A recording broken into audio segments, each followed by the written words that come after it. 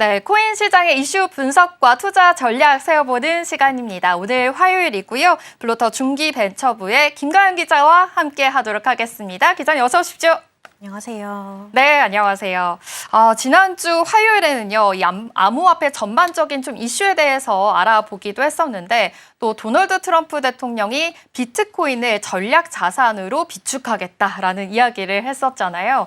그래서 이제 배경과 목적, 이 전반적인 이야기를 좀 자세하게 다뤄봤었는데 아무래도 이렇게 미국이 좀 이러한 환경에 대해서 또 관심을 갖는 것만큼 글로벌적으로도 이 비축에 대해서 관심을 갖고 있구나라는 점이 좀 다가오는 것 같습니다. 아무래도 우리나라에서도 이 가상자산 비축에 대한 필요성을 느끼고 있다라는 것이 좀 느껴지는데 지금 이런 회의가 계속해서 이루어지고 있는 걸까요?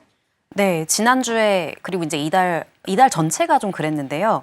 가상자산이 미국의 전략자산으로 비트코인을 비롯해서 좀 비축이 된다라는 소식이 알려지면서 많은 분들이 굉장히 환영의 뜻을 밝히기도 했고 이게 어떻게 좀 잘 되는 거 아니야? 라는 기대감이 있었지만 네. 추가 매수를 안 한다는 그런 그러니까요. 이야기까지 동시에 나오면서 조금 실망감도 있었죠. 근데 이번에 나온 우리나라 소식은 조금 더 실망감을 더해주는 소식이었던 것 같습니다. 어떤 소식일까요? 네, 이게 외환보유고, 우리나라의 외환보유고에 가상자산을 포함할 것인지에 대해서 한국은행이 검토한 적이 없다. 그리고 신중하게 접근을 해야 된다라고 이렇게 얘기했다는 건데 비트코인과 외환보유액의 편입에 대해서는 아예 논의조차 아직은 한 적이 없다라고 이야기를 하면서 아무래도 투자자들 입장에서는 한국은행이 우리나라는 아직이구나. 가상자산 업계에서 우리나라의 위치는 아직 좀 떨어져 있구나. 이런 생각이 들 수밖에 없는 그런 발언이었다고 저희는 생각할 수가 있겠죠. 네. 보니까 한국은행이 비트코인의 외환 보유액 편입에 신중히 접근할 필요가 있다라고 하면서 좀 신중성을 좀 이야기한 것 같기도 하고요.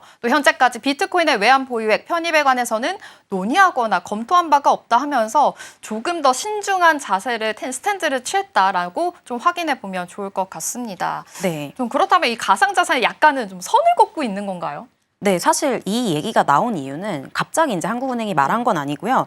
이제 저번 6일에 더불어민주당에서 정책 세미나를 열었었어요. 근데 그 세미나에서 한국은행과 기획재정부가 운용하는 외환보유고 포트폴리오에 비트코인을 일부 포함하는 것이 가능한지 검토를 요청하는 그 업계 분들이 계셨습니다. 그래가지고 이제 이거에 대해서 질문이 들어오니까 한국은행이 이렇게 답변을 한 건데 사실 외환보유고라는 게 뭔지부터 좀 짚어봐야 될 것 같은데요.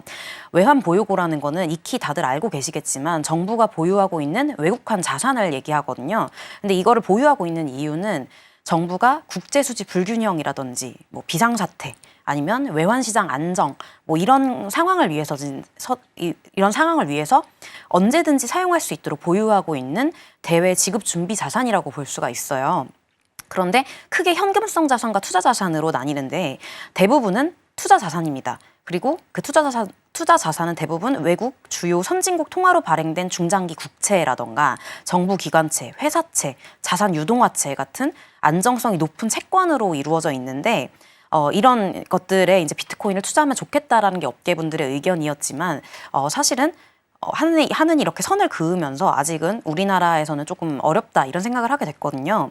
근데 외환 보유액도 그냥 어떤 나라가 원한다고 될 수 있는 게 아니라 국제통화기금, 그러니까 즉 IMF에서 어떤 자체 기준을 마련한 게 있거든요. 그런 기준에 맞는지가 검토를 먼저 해봐야 되는 건데 첫 번째로는 유동성 그리고 시장성이 있는지 그리고 유동성, 네. 시장성이 굉장히 또 중요하다라는 네, 그렇죠. 거 체크해 보시면 좋을 것 같고요. 네, 그리고 태환성, 교환성이라고 또 얘기할 수 있죠. 그렇게 네. 이제 교환할 수가 있는지 그리고 통화로 표시될 수 있는지 그리고 적격한 투자 자산으로서 신용 등급을 갖추고 있는지 이런 한 3가지 정도의 기준이 있습니다. 이런 기준에 부합을 하면은 외환 보유액에 포함될 수 있는 자산으로 검토를 해볼 수가 있는 건데 하느니 이런 좀 신중한 입장을 보인 데에는 3가지 이유가 있어요. 네. 첫 번째는 비트코인의 가격 변동성이 커서입니다. 아까 이제 코인라이브 시작할 때 변동되는 시장 가격들을 말씀을 해주셨잖아요. 네, 맞아요. 그것처럼 하루에도 이제 가상자산의 가격이 크게 급등락을 하는데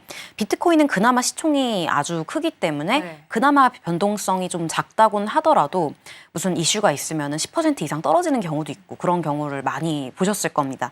이런 가격 변동성 그리고 두 번째는 자산 시장이 불안해질 경우 비트코인을 현금화하는 과정에서 거래 비용이 갑자기 급격하게 늘어나는 그런 상황이 있을 수가 있기 때문에라고 했습니다.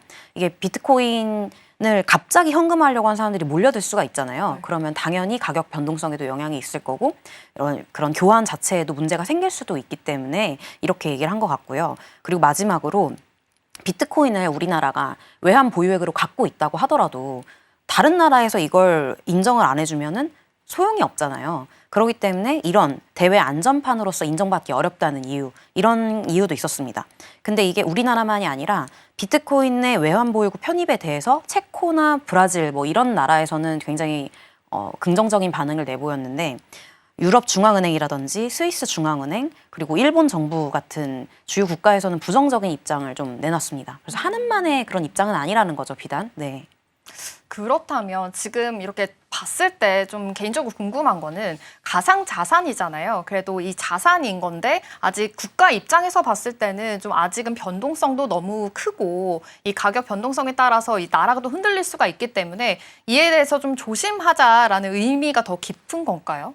네, 그렇죠. 아무래도 뭐 아직 비트코인을 미국에서 이제 전략 자산으로 편입을 하기는 했지만 네. 미국만 그런 거지 사실은 아직은 가상 자산에 대해서 전 세계 많은 국가들이 신중한 태도를 보이고 있는 건 맞기 때문에 그래서 지금은 좀 검토를 해봐야 된다. 논의를 좀 시작해봐야 된다. 이렇게 보면 될 것 같습니다. 네, 이렇게 말씀해 주신 대로 지금 다른 나라에서도 아무래도 좀 부정적인 견해는 있다라는 것을 체크해 보시면 될 것 같은데요. 이렇게 봤듯이 한국은행에서도 아직은 보수적인 입장을 유지하고 있습니다.